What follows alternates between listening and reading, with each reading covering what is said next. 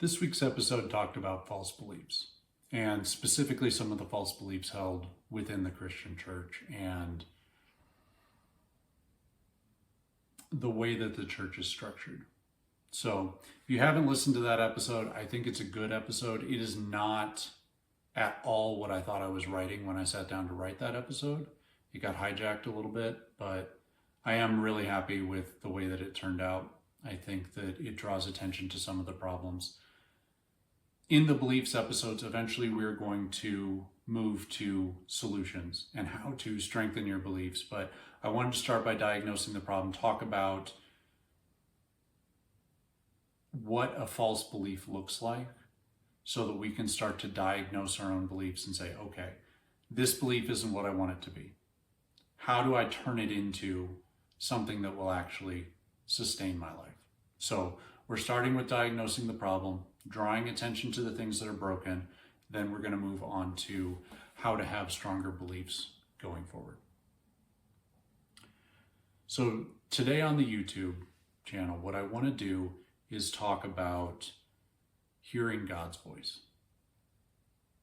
This is a little bit of a contentious issue because most Christians claim to be able to hear God's voice, but there's not a lot of agreement on what that looks like. So, starting out, I don't have the answers. This is what's worked for me. So, the process that I put together, and this is in the podcast, this is in the older episodes, is to start by talking to God authentically. Then move to listening, and then move to testing of what you hear. So, starting with authentic conversation with God. I find that a lot of Christians pray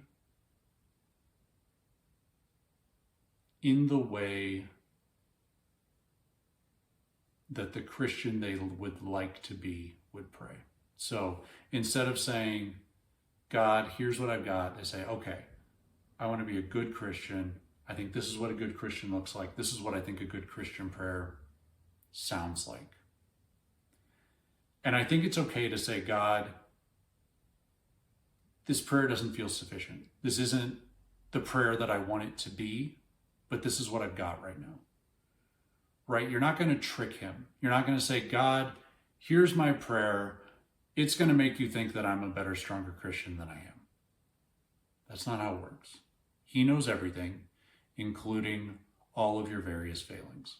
So if you come to him and say, God, here's this super spiritual, wonderful prayer that I have. I hope you like it. It just is performative instead of authentic.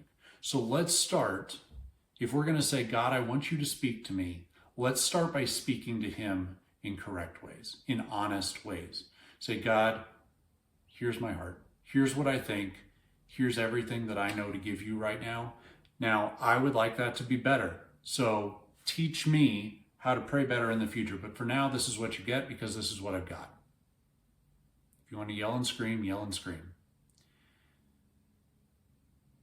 God can handle your frustrations. He can handle your honesty. He knows who and what you are. So just give him that. And if you want it to be better over time, pray that he will teach you to be better over time. That's wonderful. If you feel like your prayers aren't reverent or respectful enough, pray that he builds that in you. But let's start with honesty. God, here's what I've got. I'm giving it to you. From there, ask him to speak to you. Say, God, I don't know how this works. Some crazy guy on the internet's been talking about it. But I want to hear your voice. I want you to speak into my life. And I think where I would start with that is praying every day for your calling. So we talked about purpose, and Christian's purpose is to bring glory to God. Everyone's calling is unique. God gets to tell you that. You don't get to know it. For me, I felt very clearly that about 7 years ago, I heard from him, build men. That was my calling. At the time, it made no sense at all. But now we're a little further down that road. It makes more sense. So don't judge it. but ask for a calling and pray every single day until you get one. Maybe it'll be clear, maybe it won't. But I think that's a good place to start. God, this is a thing that I want, and this is a thing that I think I need you to give to me. Then you need to start listening. Really, really listening. Say, God, speak to me. Tell me whatever you want to tell me. I'm paying attention. The risk that you run into, this requires an opening of your heart. This requires that you look at the world for signs. And this is where things get crazy. If you just open yourself up to everything and say, all of this could be a sign from God, you are going to go insane.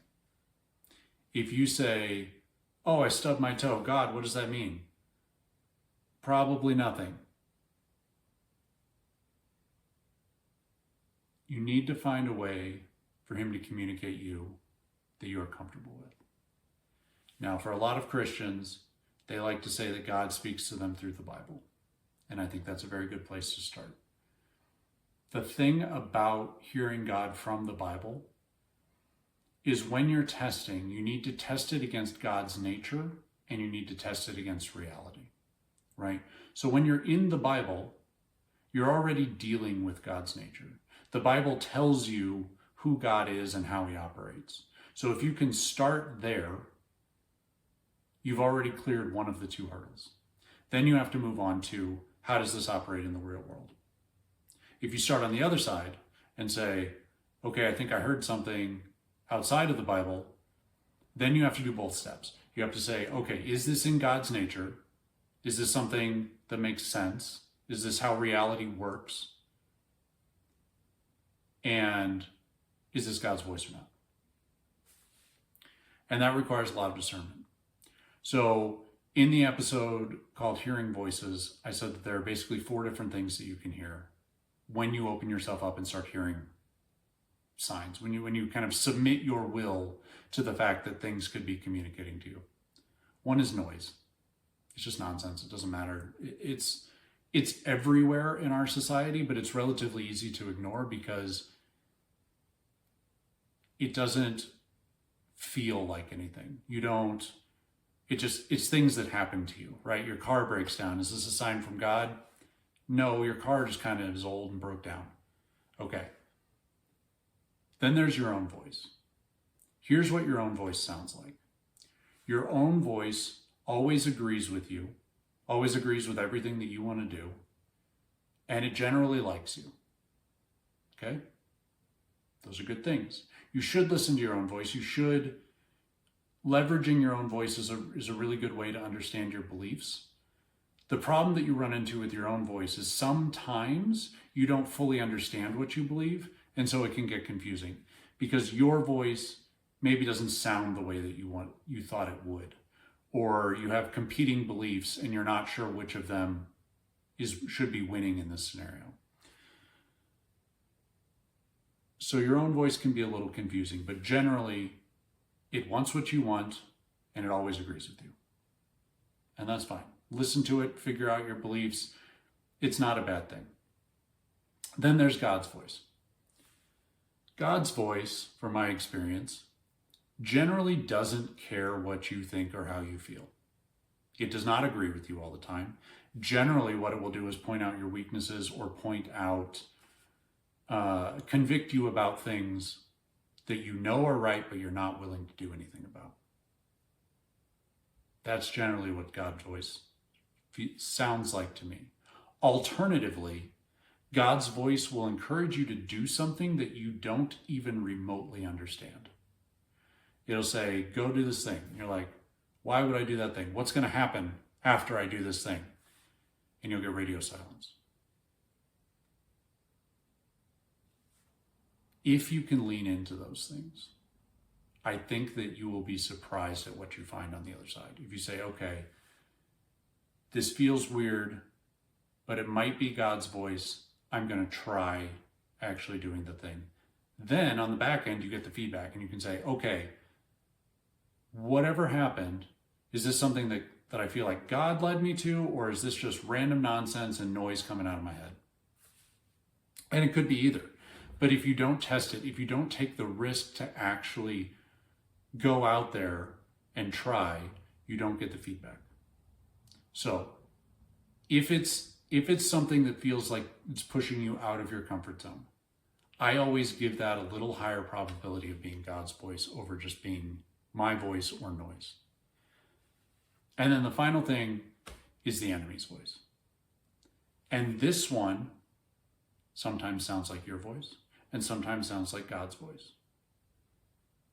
What happens here, and it's relatively easy to figure out once you get the hang of it, is that it's always just a little bit bent, just a little bit twisted.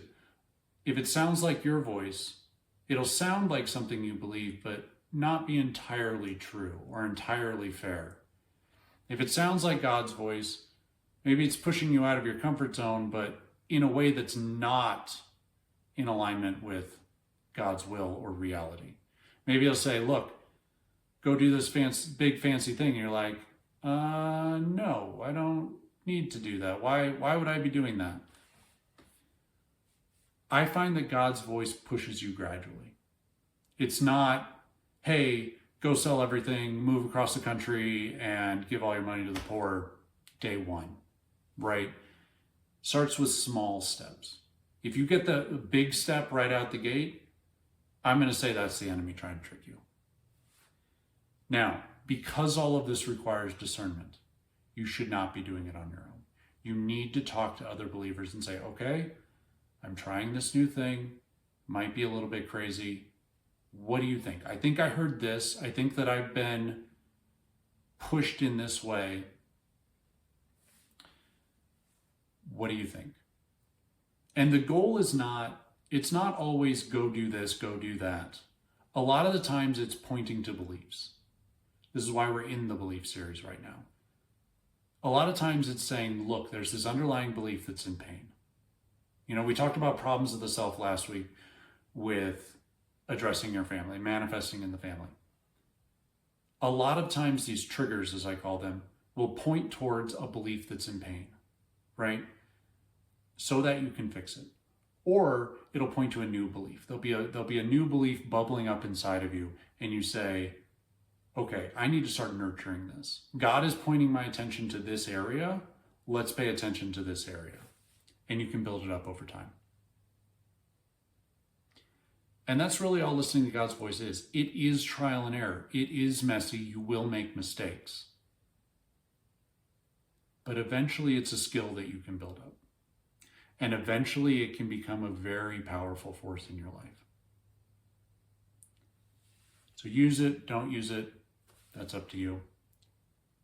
Next week, we hop back into the family. We're going to talk about the spouse. I just recorded that episode last week, so it's a little bit fresher than some of the other episodes. I think you'll like it. I think that the symbiotic nature between two healthy spouses, and we get into the idea of headship and one flesh, and talk about how a marriage should operate in a healthy way. So that'll be next week. Until then, put down your phone and go live some life. Thanks.